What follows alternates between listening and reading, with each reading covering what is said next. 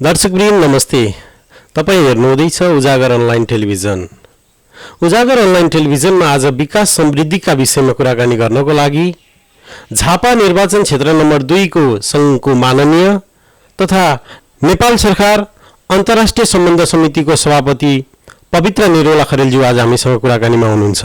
आउनु स्वागत गरौँ उजागर अनलाइन टेलिभिजनमा माननीय पवित्र निरोला खरेलज्यूलाई। यहाँलाई हार्दिक स्वागत गर्न चाहन्छु उजागर अनलाइन टेलिभिजनमा। हजुर, उजागर अनलाइन टेलिभिजनमा म यहाँलाई धन्यवाद दिन चाहन्छु, नमस्कार भन्न चाहन्छु।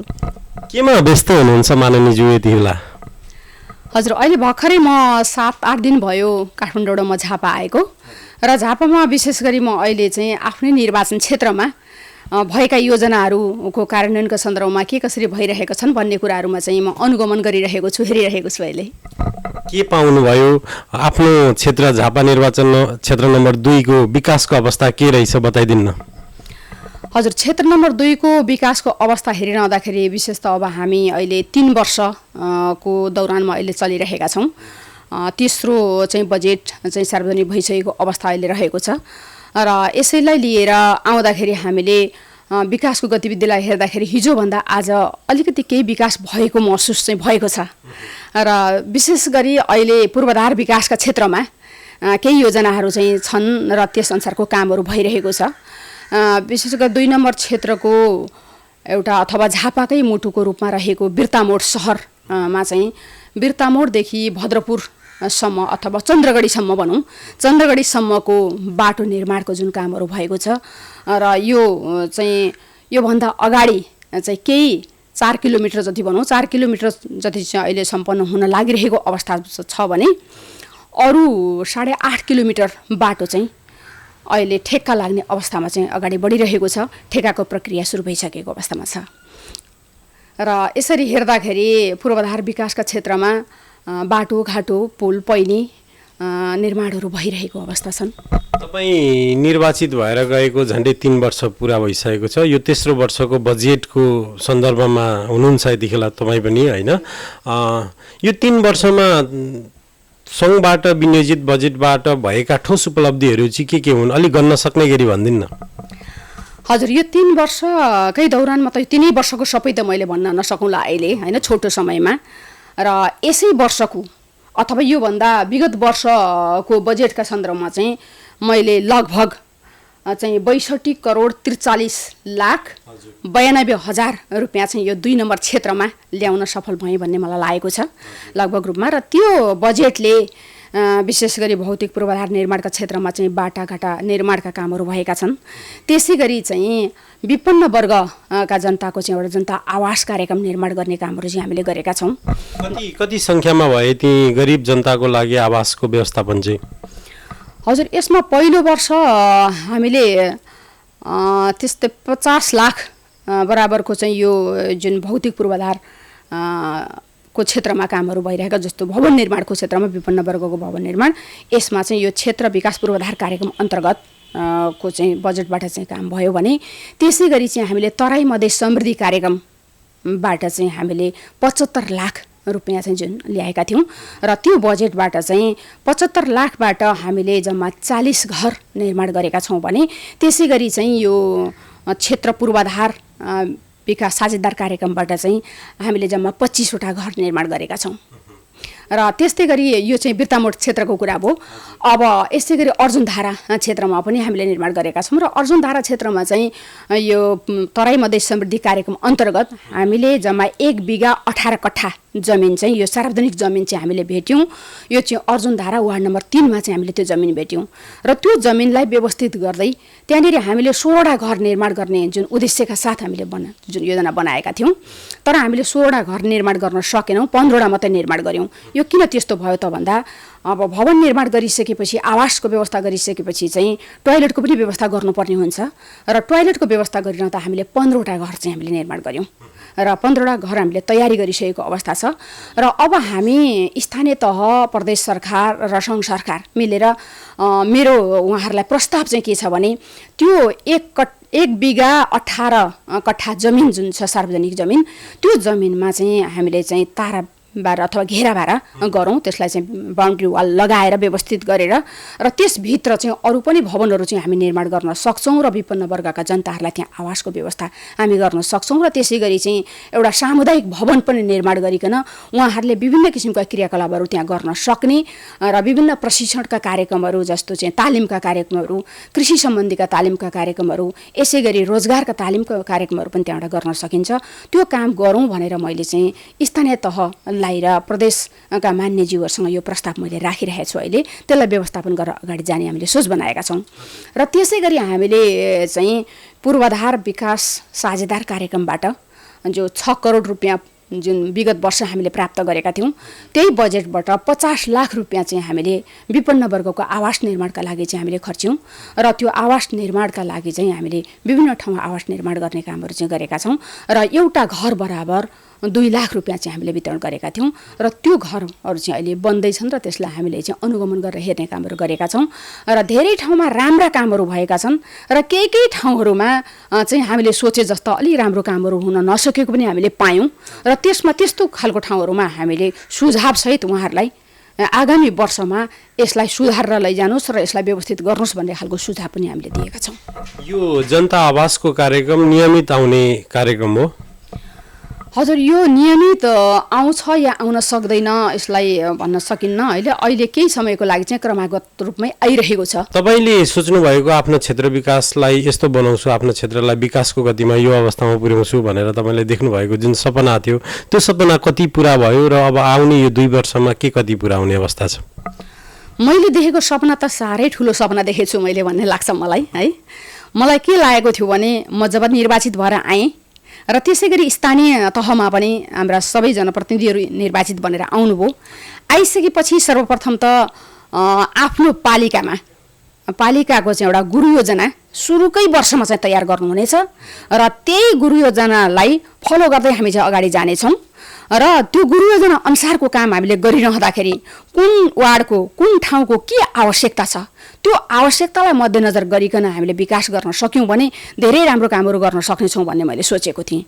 र यति मात्रै होइन, कुन ठाउँलाई चाहिँ हामीले एउटा शिक्षाको केन्द्र बनाउने, कुन ठाउँलाई चाहिँ हामीले युवाहरूलाई चाहिँ उत्साहित बनाउनका लागि चाहिँ एउटा खेल मैदान, एउटा खेल ग्राम बनाउने र कुन ठाउँलाई चाहिँ हामीले एउटा सूचना केन्द्रको रूपमा चाहिँ स्थापित गर्ने, कुन ठाउँलाई औद्योगिकरणको रूपमा स्थापित गर्ने, कुन ठाउँलाई कृषि योग्य जमिनका रूपमा चाहिँ स्थापित गर्दै त्यहाँ कृषि भण्डारहरू निर्माण गरेर चाहिँ अगाडि जाने, यसरी सबै सेक्टरहरू मिलाएर चाहिँ कामहरू गर्न सकेको भए धेरै राम्रो हुन्थ्यो। र त्यसका साथसाथै अब हाम्रो क्षेत्रमा विशेष गरी कमा भन्दा पनि खमा चाहिँ हाम्रो के छ भने धेरै खोला नालाहरू छन्। त्यसले गर्दा खोला नालाहरूलाई पनि तटबन्धन गर्ने, व्यवस्थित गर्ने र त्यसलाई खोलालाई ठिक आफ्नो ट्र्याकमा बगाउने र खोला उकास जमिनहरू जन्छन् ती खोला उकास जमिनहरूमा चाहिँ हामीले धेरै राम्रा किसिमका कामहरू गर्ने, त्यसमा चाहिँ कृषिका क्षेत्रमा कामहरू गर्ने र करिडोरहरू निर्माण गरेर चाहिँ खोलाका दुईपट्टि किनारमा चाहिँ बाटोको व्यवस्थापन गर्ने र त्यसमा चाहिँ रमणीय खालको चाहिँ एउटा घुमिरहँ जस्तो खालको चाहिँ एउटा पर्यटकीय क्षेत्रको पनि विकास गरेर चाहिँ लैजाने, यस्तो किसिमको योजना बनाएर चाहिँ जाने भन्ने चाहिँ मेरो सोच थियो। तर त्यो सोच अनुसारको कतिपय कामहरू चाहिँ अहिले पनि हुन सकिरहेको छैन र त्यसो गर्नु हुन नसक्नुको कारण के हो? स्थानीय सरकारबाट सहयोग नभएर हो या पर्याप्त बजेटको अभावले हो? त्यो पनि बताइदिनु। पर्याप्त बजेटको अभाव पनि हो र स्थानीय सरकार पनि र हामी आफू पनि नयाँ मान्छेहरू पर्यौँ। त्यसले गर्दा नयाँ समयमा स्थानीय सरकारलाई पनि झ्वाट्ट त्यो जिम्मेवारी आउँदाखेरि एकैचोटि त्यो गुरु योजना कस्तो बनाएर जाने, कसरी काम गर्ने भन्ने खालको अनुभवको कमी पनि हुनसक्छ। यस कारणले गर्दाखेरि पनि कतिपय समयमा गुरु योजना बन्न सकेन। अहिले तयारी गर्दै हुनुहुन्छ उहाँहरूले, फेरि नगरेको होइन, स्थानीय सरकारले पनि जोड जुलुमका साथ काममा लाग्नु भएको छ, गर्दै हुनुहुन्छ। तर त्यति गरिरहँदा पनि सुरुकै वर्षदेखि चाहिँ गुरु योजना तयार पारेको थियो भनेदेखि त्यसमा हामीले चाहिँ राम्रै कामहरू गर्न सक्थ्यौँ। जस्तो के गर्न सक्थ्यौँ त भन्दा स्थानीय तहले गर्ने कामहरू विकास निर्माणका क्षेत्रमा स्थानीय तहले के गर्ने त्यस ढङ्गले छुट्याएर काम गर्न सक्थ्यौँ। त्यसै गरी प्रदेश सरकारले चाहिँ के काम गर्ने, त्यसमा कुन कुन योजनाहरू चाहिँ तर्जुमा गर्ने र कसरी काम गर्ने भन्ने प्रदेश सरकारले छुट्याउन सक्थ्यो र सङ्घले के गर्ने भन्ने खालको कुरो चाहिँ यसरी छट्ट हाम्रो बजेट आउने बित्तिकै कहाँ लाउँ के गरौँ भन्ने खालको अवस्थै नहुने, त्यसमा चाहिँ सर्लक्क आफ्नो ठाउँमा चाहिँ कामलाई व्यवस्थापन गर्न सकिन्थ्यो। तर त्यसो गर्न सकिन, प्राथमिकीकरणका आधारमा हामीले काम अथवा योजना दिन चाहिँ हामीले सकेनौँ र अहिले हामीले ल्याएको बजेट पनि जो पोहोर साल त हामीले 6 करोड रुपियाँ पाएका थियौँ होइन। र त्यो 6 करोड रुपियाँ बाहिर भनिरहँदाखेरि चाहिँ यो सांसद विकास कोष भनेर भनिन्छ, तर यसको नामै गलत भयो क्या। सांसद विकास कोष होइन, यो चाहिँ जुन क्षेत्र पूर्वाधार विकास साझेदार कार्यक्रम भनेर चाहिँ यसको नामाकरण गरिएको छ। र यो बजेट आउँछ र जनताका हितका निम्ति नै काम हुन्छ र यो विभिन्न ठाउँमा चाहिँ अत्यन्तै राम्रो ढङ्गले पारदर्शी ढङ्गले काम हामीले गरेका छौँ। र बाहिर विरोधीहरूले भन्दाखेरि यो चाहिँ आफ्ना कार्यकर्तालाई पाल्ने एउटा बजेट हो भन्ने आरोप लाग्छ होइन, तर त्यसो होइन। हामीले सबै खालका चाहिँ राजनीतिक विचार राख्ने साथीहरूलाई पनि सबैलाई चाहिँ हामी छलफल गरिकन हामीले छलफलका साथ नै त्यो बजेटलाई चाहिँ हामी विनियोजन गर्ने कामहरू गर्छौँ। र त्यो बजेटले वास्तवमा धेरै कामहरू चाहिँ राम्रो किसिमको कामहरू गरेको छ। र त्यो बजेट जुन केही मित्रहरूले लाउनु भएको आरोप अनुसारको होइन, त्यो बजेटले धेरै राम्रा कामहरू गरेको छ। र म यो पनि भन्न चाहन्छु कि त्यो बजेट हाम्रै नाममा आउनुपर्छ, नआइकन हुन्न भन्ने मान्यता पनि म राख्दिनँ। किनभने हाम्रो क्षेत्रको काम सबै काम चाहिँ यदि नेपाल सरकारले गर्छ भने त्यो बजेटले नेपाल सरकारले आफैले योजना अगाडि सारेर चाहिँ गरोस्। यसका लागि हामीले योजना दिन सकौँ, नेपाल सरकारले त्यो कामहरू गर्न सक्छ। त्यसका लागि योजना छनौटमा मात्रै मानिनेहरूको भूमिका रहोस् भन्ने कुरा रह्यो। हुन्छ, योजना छनौटमा मात्रै हाम्रो भूमिका रहँदा पनि हुन्छ, त्यसमा कुनै पनि फरक पर्दैन। त्यसले गर्दाखेरि हाम्रै नाममा आउनु पर्दैन, किनभने हाम्रो नाममा आएको पनि होइन। फेरि त्यो बजेट सङ्घको चाहिँ विशेष गरी सङ्घ अथवा प्रदेशको चाहिँ निर्वाचित जुन माननीयको चाहिँ संयोजकत्वमा अरू पनि सबै माननीयहरू बसेर त्यसपछि चाहिँ हामीले स्थानीय तहका पनि विशेष गरी अब गाउँपालिकाका अध्यक्षहरू, नगरपालिकाका मेयर उपमेयरहरूलाई सबैलाई राखिकन छलफल गरेर उहाँहरू सबै बसेरै के योजनामा चाहिँ हामीले बाँडफाँड गरौँ भनेर एकदमै सौहार्दपूर्ण वातावरणमा छलफलका साथ कहाँ योजनाको आवश्यकता छ, आवश्यकतालाई हेरेर नै हामी त्यो बजेटलाई चाहिँ विनियोजन गर्छौँ। त्यसले गर्दाखेरि जुन किसिमको आरोप लागेको छ यो चाहिँ मिथ्या आरोप हो, यो गलत आरोप हो, त्यसो गर्नुहुन्न भन्ने मेरो मान्यता छ। माननीयज्यू, प्रादेशिक क्षेत्रको हिसाबले दुईटा क्षेत्र रहेको तपाईँको सङ्घको एउटा सिङ्गो क्षेत्र झापा निर्वाचन क्षेत्र नम्बर 2, तपाईँले 3 वर्षीय कार्ययोजना अगाडि बढाएर विकासका गतिमा चौतर्फी रूपमा लागिरहँदाखेरि यहाँका मुख्य चुनौतीहरू चाहिँ के रहेछन्, समस्याहरू चाहिँ के भेट्नुभयो? हजुर, यसमा काम गरिरहने सन्दर्भमा त्यस्तो खासै ठोस चुनौती आएर कामै गर्न नसक्ने अप्ठ्यारो स्थिति त मैले महसुस गरेको छैन। सबैको सहयोगी साथहरू मैले पाएकी छु होइन। राम्रै किसिमले कामहरू भइरहेको, अगाडि बढिरहेको छ। र विशेष गरी अब यो खोला क्षेत्र भएका जुन पालिकाहरू छन् यसमा चाहिँ अलिकति केही समस्याहरू रहेको चाहिँ मेयर साहबहरूले होइन, उपमेयर साहबहरूले त्यो कुराहरू चाहिँ ल्याउनु भएको छ।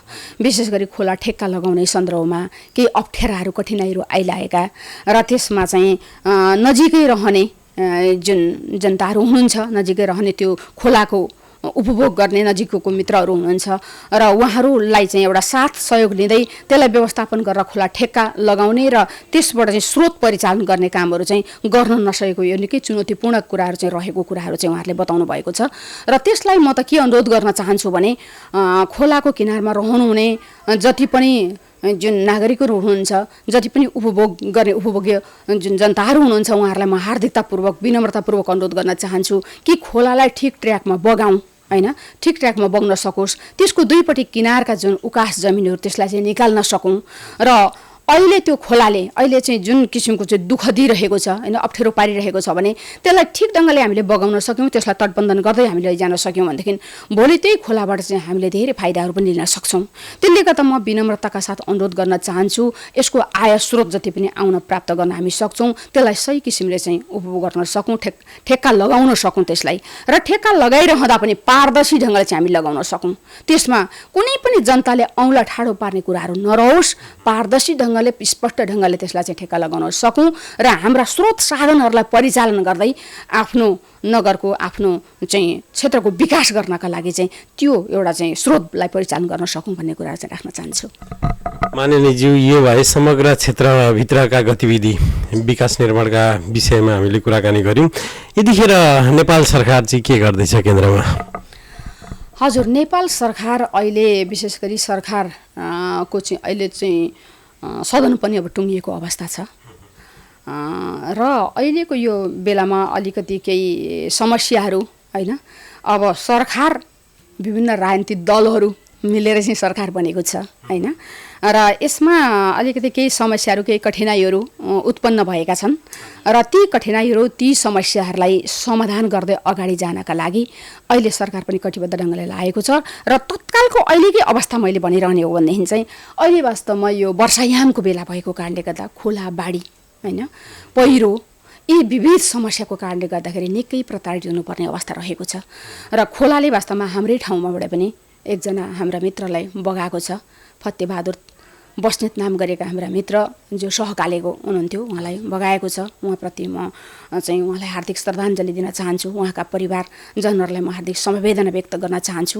त्यसै गरी अन्य देशका विभिन्न ठाउँहरूमा चाहिँ खोलाले बगाउने पहिरोले पुर्ने हैन पहिरोले चाहिँ घरै सबै बगाएर लैजाने त्यस्तो किसिमको समस्या भएका छन् भने बाढीको समस्या पनि निकै समस्या रहेको छ। र यसलाई कसरी समाधान गरेर अगाडि बढ्न सकिन्छ भनेर सरकारले अत्यन्तै गम्भीरताका साथ अहिले त्यसलाई चाहिँ लिएको छ।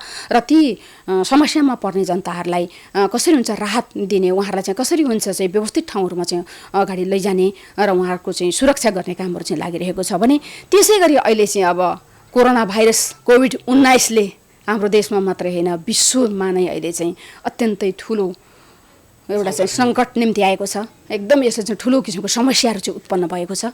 र हाम्रो देश जस्तो चाहिँ एउटा सामान्य देश होइन विकासोन्मुख विकास गर्नमा चाहिँ फड्को मार्दै गरेको देश यसमा त हामीलाई त झनै कठिन छ। र हामीले त यो सोचेका थिएनौँ कि अहिलेसम्म कोभिड-19ले यति मात्रै प्रभाव पार्छ होला, यसबाट चाहिँ यति मात्रै हामी चाहिँ नेपाल चाहिँ भयावह हुन्छ होला भन्ने शङ्का थियो। हजुर अत्यन्तै भयावह हुन्छ होला भन्ने थियो। र त्यसमा चाहिँ WHO को पनि जुन आशंका थियो त्यो आशंकाको कुराले गर्दाखेरि त हामी त सुहा नै हुन्छौँ होला सबै भन्ने चाहिँ डर लागेको थियो। र त्यसबाट हामी केही चाहिँ अलि सुरक्षित चाहिँ हुँदैछौँ कि भन्ने लागेको छ। तै पनि अहिले भन्न सकिँदैन किनभने यो कोरोना भाइरस कोभिड-19 भनेको पहिरो आएको जस्तो पनि होइन रहेछ, बाढी आएको जस्तो पनि होइन रहेछ, भूकम्प आएको जस्तो पनि होइन रहेछ। यो त एउटा दीर्घकालीन रूपमा चाहिँ यो चाहिँ रहिरहने रोग र यसका लक्षणहरू के हुन् भन्ने पनि थाहा हुँदो रहेछ। अब यो नबुझेको कुरो अब यो स्वास्थ्य सम्बन्धीका विज्ञहरूले पक्कै पनि डाक्टर साहबहरूले यसबारेमा चाहिँ धेरै कुराहरू ज्ञान आर्जन गर्नुभयो होला हैन। उहाँबाट धेरै कुराहरू जानकारी लिँदै हामी कसरी सुरक्षित हुने भनेर चाहिँ अगाडि जानुपर्ने हुन्छ। र अहिले जसरी WHO ले जुन अगाडि सारेको छ कुराहरू र त्यस्तै गरी विकसित देशहरूले चाहिँ त्यसबाट सुरक्षित हुँदै अगाडि जानका लागि चाहिँ मास्कको प्रयोग गर्ने हैन सेनिटाइजर प्रयोग गर्ने त्यसै गरी चाहिँ घरभित्र सुरक्षित रहने र लकडाउनको लामो समय चाहिँ बिताएर जाने भन्ने किसिमको जुन योजना रह्यो त्यही लकडाउनको कारणले गर्दाखेरि चाहिँ बढी घुलमेल नभएको कारणले गर्दाखेरि चाहिँ अहिले अलि सुरक्षित भएका हौँ कि हामी। तर अब लकडाउन पनि लामो समयसम्म भइरहँदा त आखिर मान्छे बाँच्नका लागि त खानै पर्छ अनि घाँसपासको समस्या हुन्छ। यस कारणले गर्दाखेरि लामो समयसम्म लकडाउनमा पनि हामी झेल्न सक्दैनौँ होला किनभने हाम्रो जस्तो एउटा गरिब देश र गरी खानेको देश गरेर मात्रै खान पाउँछौँ हामी केही गरेर मात्रै। त्यसले गर्दा यस्तो समस्याहरू छन्। त्यसले गर्दाखेरि चाहिँ अहिले लकडाउनलाई पनि अलिकति चाहिँ बढी जुन प्रभावित क्षेत्र नरहेको ठाउँहरूमा चाहिँ अलिक खुकुलो बनाउँदै लैजानुपर्छ कि भन्ने कुराहरू पनि आइरहेका छन्। र यसमा नेपाल सरकारले पनि वास्तवमा पहिले सुरुका दिनहरूमा लामै समयसम्म यसलाई लकडाउनै गरेर जानुपर्छ भन्ने किसिमको सोच थिएन। यसले पनि 2-3वटा चाहिँ एउटा सेक्टर छुट्याउने भनेर भनेको थियो जुन चाहिँ green John, yellow John, red John भनेर चाहिँ यसरी जुन छुट्याएर चाहिँ जाने र अलिकति कम प्रभावित क्षेत्रहरूमा अलिकति खुकुलो बनाएर जाने भन्ने पनि कुराहरू थियो। तर यी सबै कुराहरू भइरहँदा पनि फेरि नयाँ नयाँ किसिमका चाहिँ लक्षणहरू हुँदै लक्षणै देखा नपरिकन पनि रोग चाहिँ देखा पर्यो, पोजिटिभ आयो। यस कारणले गर्दा पनि यसबाट सुरक्षित हुँदै योसँग जुझ्दै र हाम्रो जीवनलाई पनि अगाडि बढाउँदै र विकास र अन्य मानवीय क्षेत्रमा पनि अगाडि बढ्नुपर्ने आवश्यकता छ अहिले। र अहिलेको जुन समय भनेको सरकारले कोभिड-19सँग जुझ्ने हैन दैवी प्रकोपसँग जुझ्ने र विकास निर्माणका क्षेत्रलाई पनि यसै गरी व्यवस्थित गरेर अगाडि लैजाने कामहरू गरिरहेछ। माननीयज्यू यति हुँदाहुँदै पनि जनताहरू सरकारले केही गरेन भनेर भनिरहनु भएको छ। यो जनताले आरोप मात्रै लगाएको हो कि सत्य हो? यो एकदमै आरोप हो भन्छु म चाहिँ। किनभने यस्तो आरोप नलगाउनका लागि आँखा खोलेर हेर्दिनका लागि अहिलेको विकास निर्माण हरेक क्षेत्रलाई चाहिँ ध्यान दिनका लागि चाहिँ म हार्दिकतापूर्वक अनुरोध गर्दछु उहाँहरूलाई। र अहिले वास्तवमा सङ्घ सरकारले आधार पनि देखाइदिनु न, एक दुईवटा प्रमाण देखाइदिनु सरकारले गरेका यी काम छन्, हामीले यत्रो समय हुन नसकेको काम चाहिँ यो झन्डै 2/3 बहुमतको सरकारले गरेको छ भनेर देखाइदिनु उदाहरणहरू पनि भनिदिनु त। हजुर यो पनि म भन्न चाहन्छु। किनभने अहिले वास्तवमा हामीले सङ्घको सरकार भनेको कानुन निर्माण गर्न गएको सरकार हो र यसले कानुन निर्माण गर्ने सन्दर्भमा मौलिक हकलाई स्थापित गरेको छ। जनताको घाँस बाँस कपासलाई चाहिँ स्थापित गर्दै अगाडि बढेको छ।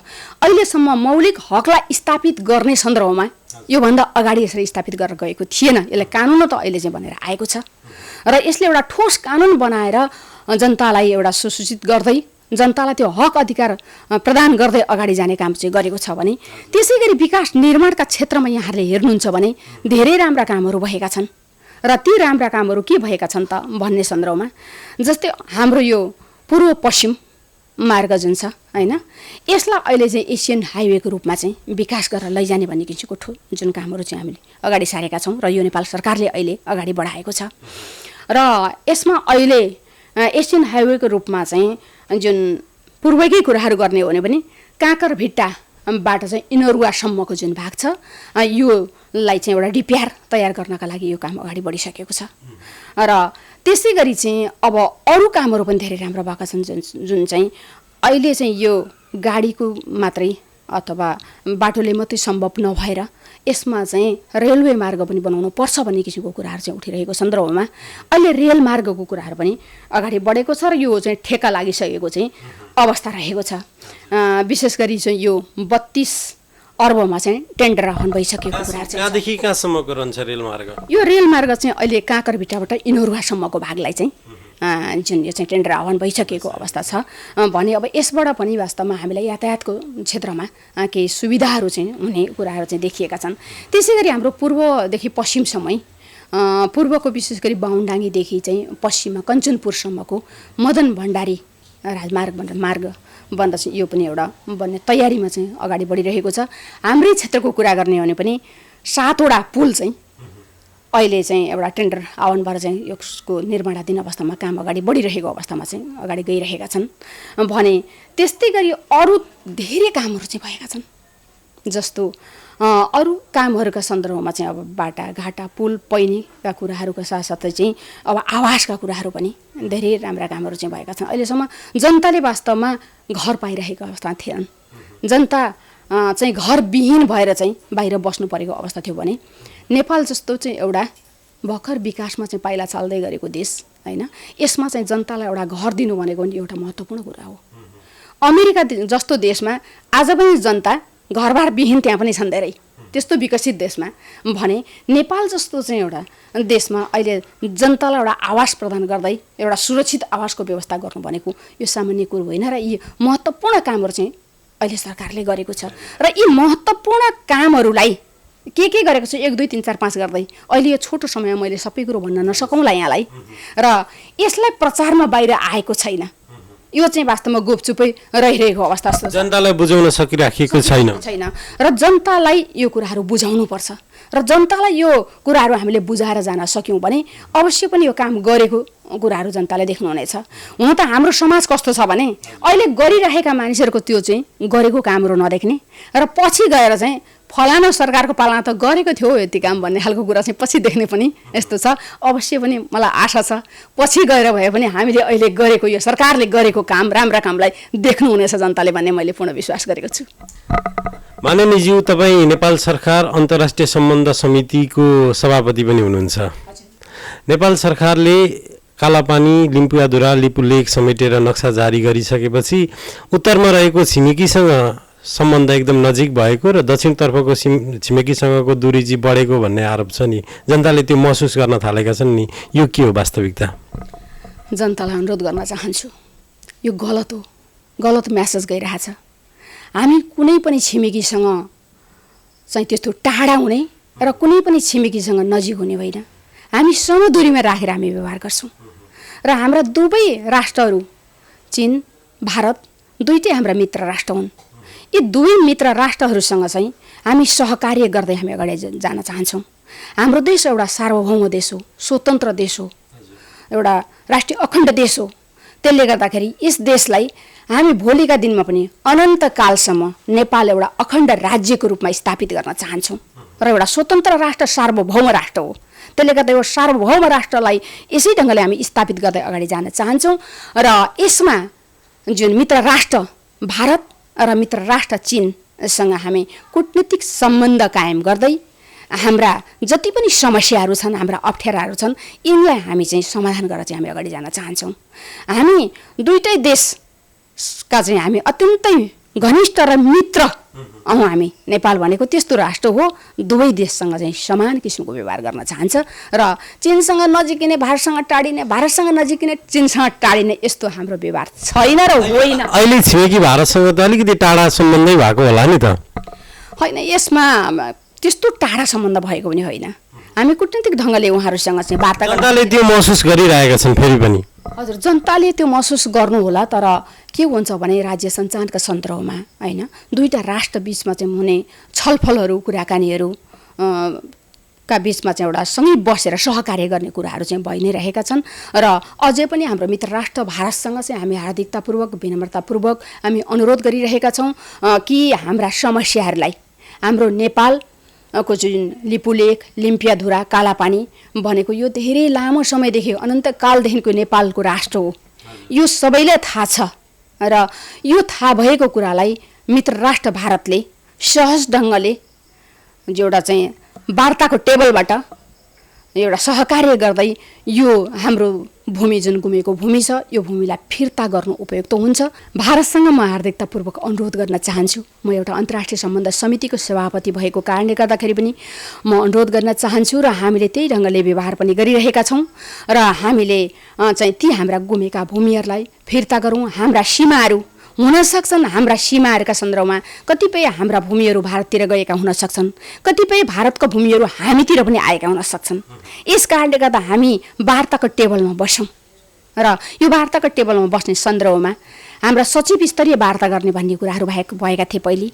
त्यस पछाडि हाम्रो चाहिँ परराष्ट्र मन्त्री स्तरीय वार्ता गर्ने कुराहरू भएका थिए र परराष्ट्र मन्त्री स्तरीय वार्ताबाट पनि यी समस्याहरू हामीले हल गर्न सकेनौँ भने हाम्रा प्रधानमन्त्री स्तरीय वार्ताबाट पनि हाम्रा उता गएका भूमि यता ल्याउने र यता उहाँहरूका भूमि परेका छन् भने उता दिने, यो हामी सहमतिका आधारमा, सहकार्यका आधारमा यी समस्याहरूलाई हल गर्न सक्छौँ र यो वार्ताकै टेबलबाट, राजनीतिक सहमतिबाट, कूटनैतिक सहमतिबाट नै यी समस्याहरू हल गर्छौँ। हामी वार्ताको टेबलबाट बसेर संवादबाट एउटा निकास खोजिनु बाहेक अन्तर्राष्ट्रिय सम्बन्ध समितिको तपाईँ सभापतिको हिसाबले नक्सामा जारी भएको भूमि फिर्ता गर्नको लागि अर्को कुनै त्यस्तो कुनै पहल कदमी हुन सक्छ?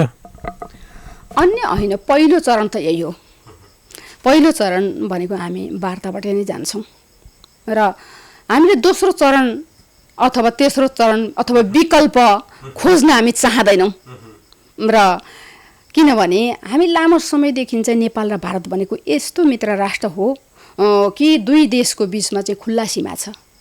यस कारणले गर्दाखेरि एउटा भारत र नेपाल बिचको चाहिँ एउटा खुल्ला सीमा रहेको कारणले गर्दाखेरि चाहिँ हामी नेपाल र भारत आवत जावत गर्नका लागि हामीलाई कुनै पनि रुकावटहरू छैन र यस धेरै लामो समयदेखि हामी एउटा मित्र राष्ट्रको रूपमा हामी अत्यन्तै नजिक रहेर चाहिँ हामी बाँचेका छौँ।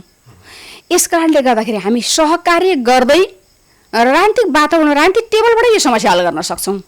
अरू त्यस्तो किसिमको कुनै खोज्नुपर्छ, कुनै नयाँ विकल्प सोच्नुपर्छ भन्ने मलाई लाग्दैन।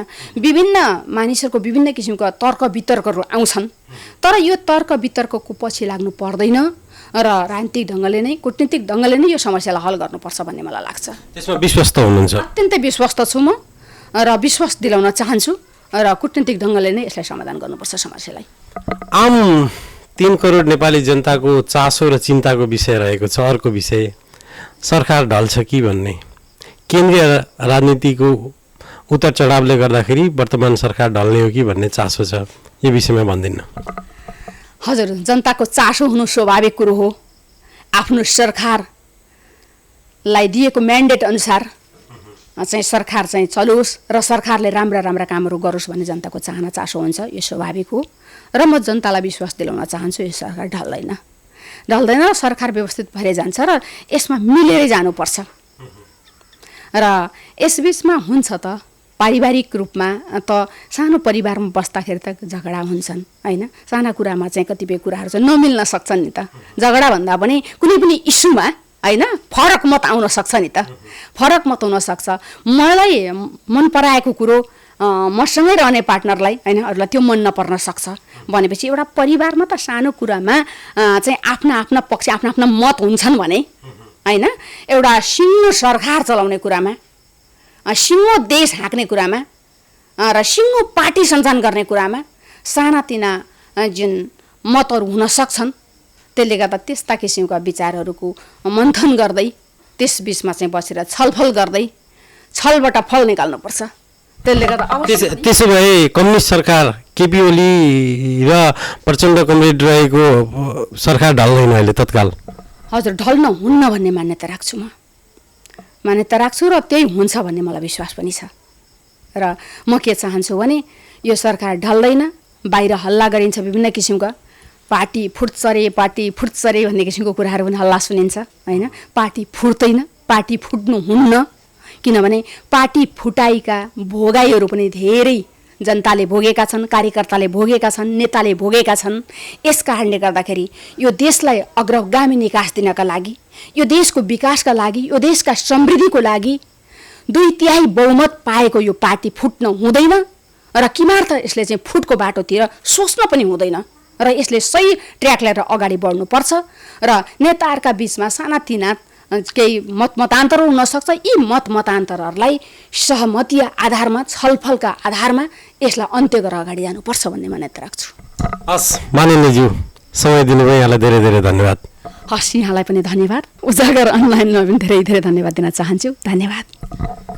दर्शकवृन्द, उहाँ हुनुहुन्थ्यो झापा निर्वाचन क्षेत्र नम्बर 2 को सङ्घको माननीय तथा नेपाल सरकार अन्तर्राष्ट्रिय सम्बन्ध समितिको सभापति पवित्र निरोला खरेल। व्यस्तताका बावजुद पनि हामीलाई समय दिनुभयो, उहाँप्रति हार्दिक आभार प्रकट गर्दै क्यामेरा पर्सन रिजन गजुरेल, सुदीप खवासका साथमा म लवकुश गौतम पनि बिदा हुन चाहन्छु।